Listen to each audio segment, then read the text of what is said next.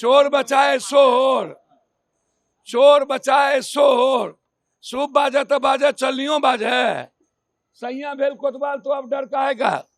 अब राहुल गांधी जी चुनाव विनोक से अब पप्पू यादव डर जाए हैं। संविधान बचाने के लिए एक नोटिस, एक जेल, एक, देखिए इस देश की रक्षा के लिए 1 लाख बार राहुल गांधी जी को जेल जाना पड़ेगा तो जाएंगे। वो डरने वाले नहीं, चोरी नहीं छिपेगी, जो चोरी किया उसका जवाब देना पड़ेगा। पूर्णिया के निर्दलीय सांसद पप्पू यादव ने सीता मंदिर के शिलान्यास कार्यक्रम को चुनावी स्टंट करार देते हुए केंद्र सरकार और गृह मंत्री अमित शाह पर तीखा हमला बोला।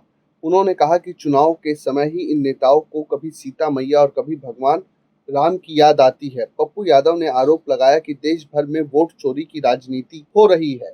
कर्नाटक और महाराष्ट्र में चोरी से चुनाव जीते गए और इसी तरीके से केंद्र में सरकार चलाई जा रही है। उन्होंने सवाल उठाया कि जब वोटर लिस्ट गड़बड़ है तो इसी सूची के आधार पर हुए लोकसभा चुनाव में जीते सभी नेता यहाँ तक कि प्रधानमंत्री इस्तीफा क्यों नहीं दे देते।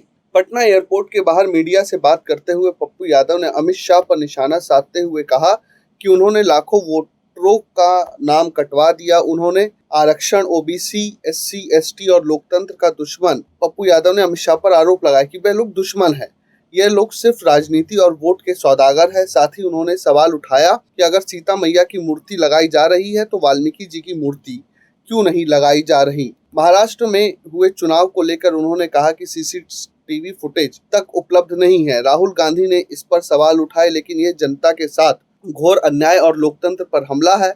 उन्होंने आरोप लगाया कि ये लोग भगवान को बेचने और गरीबों के वोट चोरी करने में लगे हैं।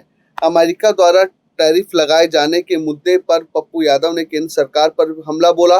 पप्पू यादव ने कहा कि डोनाल्ड ट्रंप ने भारत पर भारी टैरिफ लगाया, लेकिन केंद्र सरकार कुछ बोलने की हिम्मत नहीं कर रही, जबकि ट्रंप हिंदुस्तान के लिए सबसे बड़ा खतरा बन गए हैं। राहुल गांधी को नोटिस मिलने पर पप्पू यादव ने कहा कि चोर मचाए शोर की तरह ये कार्रवाई हो रही है। राहुल गांधी संविधान और देश की रक्षा के लिए 100 बार भी जेल जाने को तैयार हैं, वह डरने वाले नहीं है।